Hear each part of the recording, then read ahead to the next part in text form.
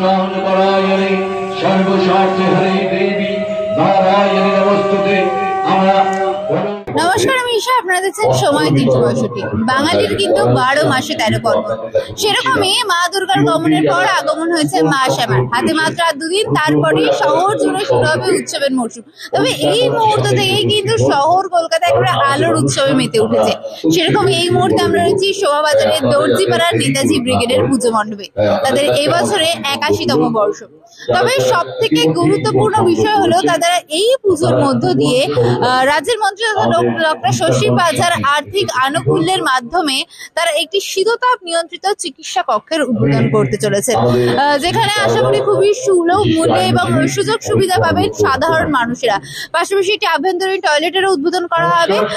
আপনারা দেখতে পাবেন যে রাজ্যের মন্ত্রী শশী পাজার হাত ধরেই এই মায়ের মূর্তি এবং তাদের যে শীততাপ নিয়ন্ত্রিত চিকিৎসা কক্ষ রয়েছে তারও উদ্বোধন করা হবে। দেখুন সেই চিত্র।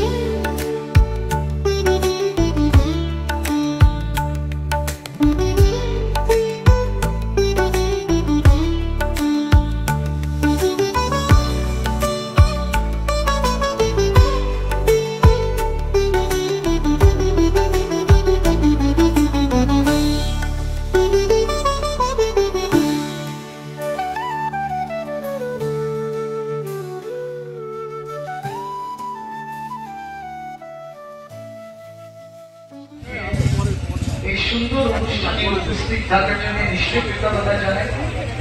নেতাজি ব্রিগেডের এই সুন্দর উদ্যোগ বহুদিন শ্রী অমিত গুপ্ত ভাবছিলেন, ভাবছিলেন এবং আজকে সেই স্বপ্নটা সার্থক হয়েছে চিকিৎসার জন্য ব্যবস্থা। আর আজকে আমার ভালো লাগলো যে আপনি কি কয়েকজন প্রবীণ মায়েদেরকে নিয়ে আজকে আপনারাই উদ্বোধন করলেন শ্রী শ্রী কালী। এই ইউনিটটা সম্বন্ধে একটা কথা বলতে, এটা শুরু হয়েছিল বহু পুরনো 87-88 সালে। তখন আমি কলেজ লাইফ বা গ্র্যাজুয়েশন ইয়ার। তখন আমরা ওষুধ দিতাম, ভলেন্টিয়ারি কাজ করতাম এখানে। পরবর্তীকালে দীর্ঘ রাজনৈতিক চাপে অনেক ডাক্তার এখান থেকে প্রাণের ভয় ছেড়ে চলে যায়।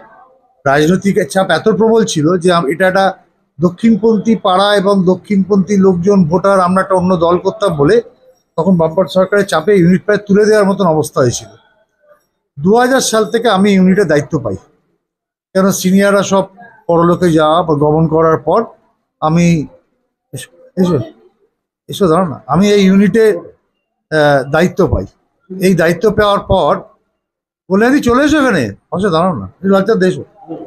ইনি আমাদের দীর্ঘদিনের সাথী, তো অনেক সংগ্রাম ইনি করেছেন। আমাদের ইউনিটে তখন 11 জন ডাক্তার বসতো, এভরি সেক্টরে ডাক্তার।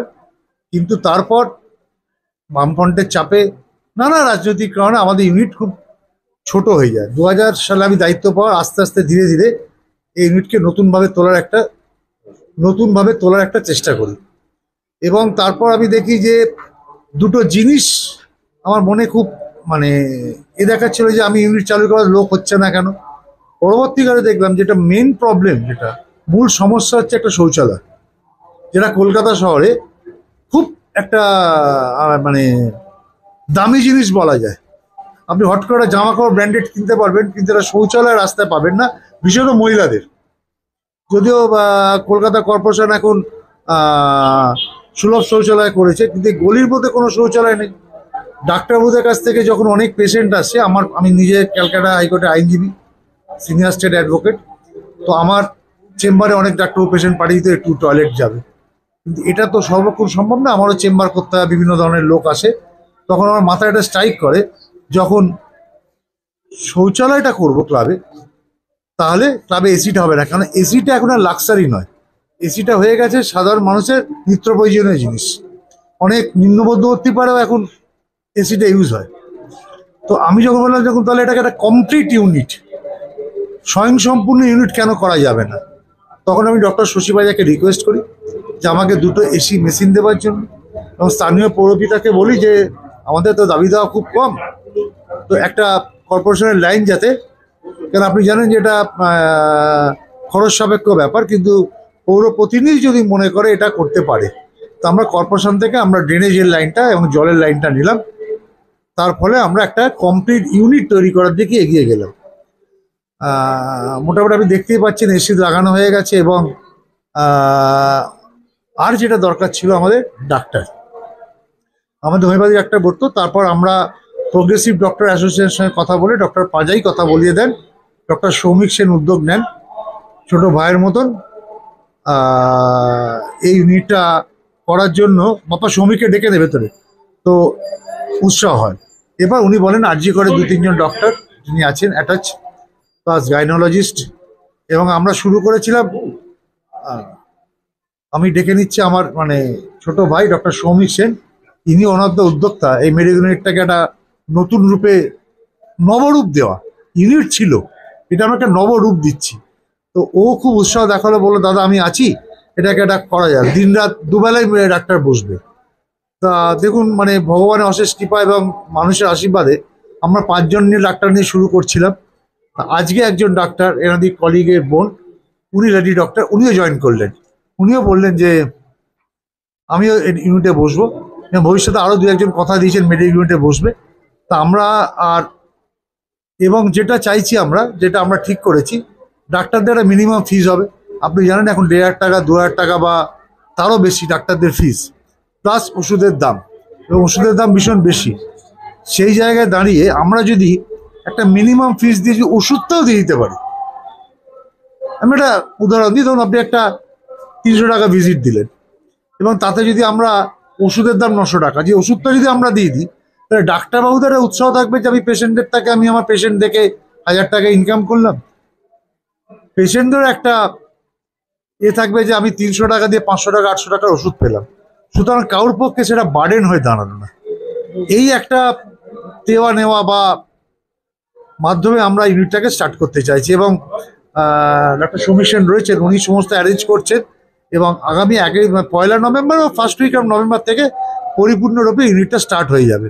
আমাদের একটু জলের লাইন বা একটা মোটর বসানো বা টুকটাক একটু রং টং করার ব্যাপার আছে, ওষুধের কিছু বক্স, বুঝাতে মেডিসিন তো এখন মানে ব্যবস্থা করে, একটা ছোট্ট ফ্রিজের ব্যবস্থা করে, যেগুলো দামি মেডিসিন ঠান্ডা জায়গায় রাখতে হয়, এইগুলো করা চাই। দেখুন এটা আমাদের একটা স্বপ্ন ছিল, আমার প্রাক্তন সচিব ক্লাবের শ্রী উদয়ন দাস খুব সৎ মানুষ ছিলেন, তো উনি একটা স্বপ্ন দেখেছিলেন, আমি সাধারণ মানুষের স্বপ্নটাকে সাকার করার চেষ্টা করছি।